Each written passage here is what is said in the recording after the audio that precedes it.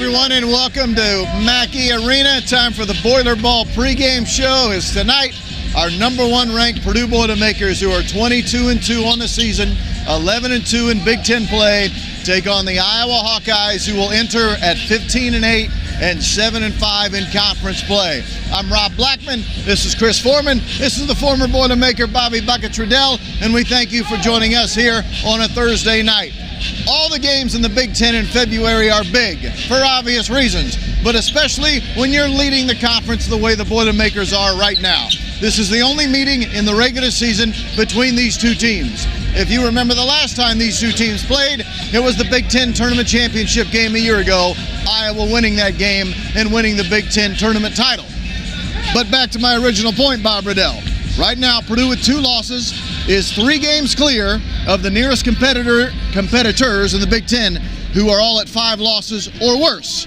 7 games to play, a 3-game lead. You're in pretty good shape if you're Purdue, but there's still work to do. Yeah, you're certainly in the catbird seat, and you're loving your position with just 7 games to play. The magic number's 4, so any combination of Purdue wins and losses of those nearest competitors would get Purdue at least a share of the Big Ten title. Magic number would be 5 for the outright title. So you love where you're at, but these 7 games might be the toughest 7 games Purdue has in their schedule. Yeah. Iowa, the one time we play them tonight. Illinois, the one time we play them will be the last game of the season. And then jumbled in there is a bunch of the other teams near the top of the Big Ten. So it's going to be exciting to see how Purdue can finish this season, hopefully on a strong suit, and hopefully we get a chance maybe to clinch here at home in a couple weeks. Ooh, now wouldn't that be fun? Now, to be fair, the rest of the league, the teams with 5 and 6 losses, they're all playing one another, quite frankly, in kind of a round robin here through the end of the season. So there are going to be some losses along the way.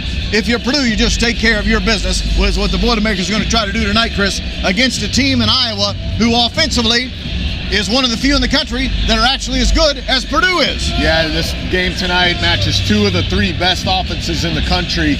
Baylor actually moved ahead of both teams last night with their strong effort against Oklahoma. But yeah, Purdue comes in number 2 in the country in offensive efficiency. Iowa number 3. The Hawkeyes love to score the basketball. Defensively, they're not quite there yet, but offensively, they're probably about as good as they come in the country. They average 81 points a game. That's top 20 in the country. 17th, by the way, in the country. I'm glad Chris gave me that nugget about offensive efficiency. I didn't know Baylor moved ahead of us last night. I would have been wrong in the broadcast. So thank you for that, Chris. I check it every morning, so I saw that this morning. And obviously, I do not. All right, Bob, the key to beating Iowa. Last year, Purdue beats Iowa here. Purdue beats Iowa in Iowa City, but cannot beat them in the Big Ten Championship game. The reason for that was, and more importantly, how do we not replicate that tonight? Sure. Yeah, I think turnovers is going to be the key for this team. It was last year, it is this year, but especially this year because we're so improved defensively from last season and because we've become so dominant on the glass. I mean, you think about our game against Indiana. Indiana's the 2nd best rebounding team in the league, in my opinion, and we just demolished them on the glass. So we become so dominant from a rebounding standpoint that if the turnovers can just be held in check a little bit, we're going to be a really tough team to beat. And so we'll see. I think tonight's going to be critical. Whenever Iowa's had some success against us, they've been able to turn us over. They did that in the Big Ten Tournament Championship game. They did that here in Mackey Arena with their full court pressure, which is how they almost came back and beat us. Here, they tried to stop us from getting that #1 ranking for the first time last year. If you guys recall, that was the game that we won that allowed us to get that #1 ranking last season. So I think taking care of the basketball is going to be so paramount for this team the rest of the season. I want to talk a little bit about more similarities that Purdue and Iowa have. Chris mentioned offensive efficiency, free throw shooting, and lack of fouling. Also, these two teams the best in the conference in those 2 categories. Yeah, both teams shoot the free throw really well. Now, in Purdue's 2 losses, we haven't shot the free throws well. 29 of 45 in the 2 losses, also turned the ball over in those 2 games as well. So if Purdue shoots the free throws well, takes care of the ball, it wins the game typically. But defensively, neither team fouls that much at all. Iowa does not let opponents shoot free throws. Purdue does the same thing. 2 and 3 in the country, in opponent free throw rate. So neither team fouls a whole lot. Whoever gets to the foul line the most will probably win this game. Purdue plus 121 in the free throw discrepancy. Iowa plus 80, the 2 best in our league. Now, the losses. Bob mentioned when Purdue struggles, it's been because of turnovers.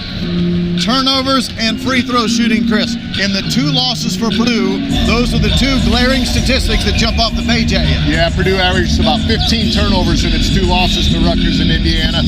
Shot about 63% from the free throw line in its 2 losses. Every other game, it hasn't been an issue. The free throws have been great. You throw out those 2 games, they're shooting about 76%, averaging about 10 turnovers a game in the other games. So when Purdue takes care of the ball and makes its free throws, it usually wins. Iowa lives off turning Purdue over. It's lived that way in the last 3-4 years. Whenever it's turned Purdue over, it typically has success. We saw that 3 times last year. Even though we won 2 of them, we turned the ball over a lot against them. A lot of it comes against their press. This week, it's been non-stop work on the press, it seems, so hopefully we got a good game plan to beat it. Want to get a quick shout out to Zach Edey this week, Big Ten Player of the Week again, 6 times, which makes him not quite the all-time leader, but he's tied for the all-time lead, right? He needs 1 more. We have 4 weeks left in the season. Evan Turner of Ohio State has the record with 7.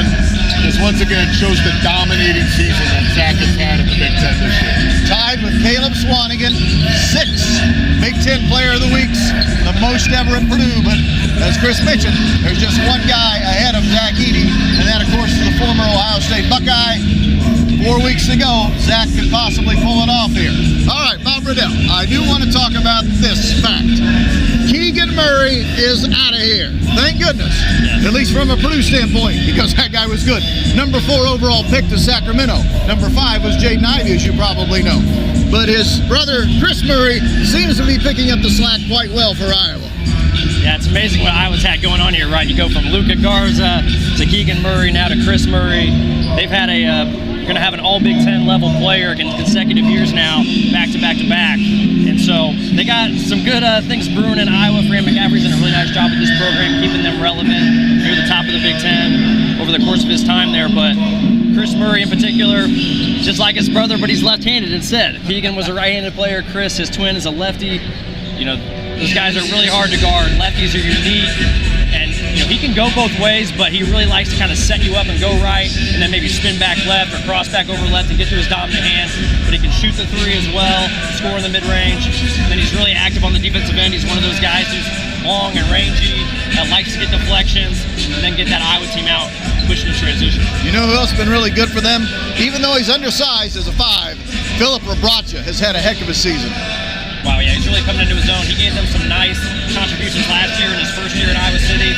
But this year he's taken it to another level, second leading scorer, playing a bunch of minutes for them, game in, game out. He's really solidified that presence for them down low. But what Philip Rabracha has not yet seen is the big man, Zach Edey. So I'm sure Philip didn't sleep the greatest last night.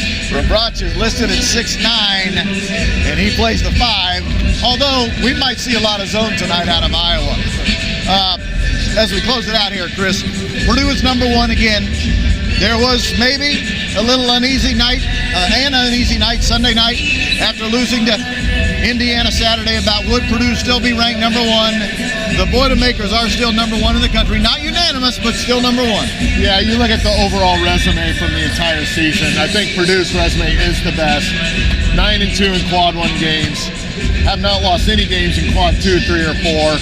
Kansas actually leads the country in quad 1 wins with 10, but they played 15, so they're 10-5. You just look at what they've done. You go down to Indiana, you lose by 5. Everyone associated with the program knew going in that was going to be a really tough game to win. Not saying we expected to lose, but you look at the schedule, you probably circle that game as like, you know, that's one that you could see going the other way. So a lot of it depends on how we bounce back tonight. I think these guys are going to be ready tonight. We've had a really good week of practice. They're focused on moving forward. They know what's ahead of them.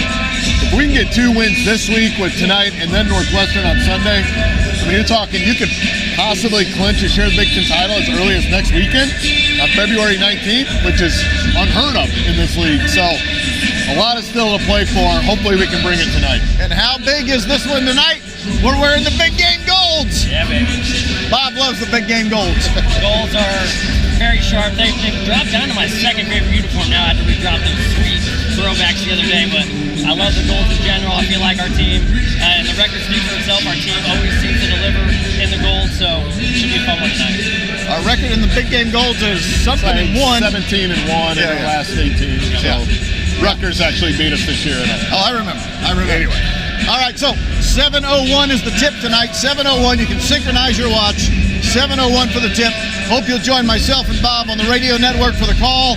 If nothing else, be sure you watch it on television and enjoy tonight, Purdue and Iowa. For Chris, Bobby, I'm Rob Blackman. Have a great night, everyone, and thanks for joining us here on the Boiler Ball pregame show.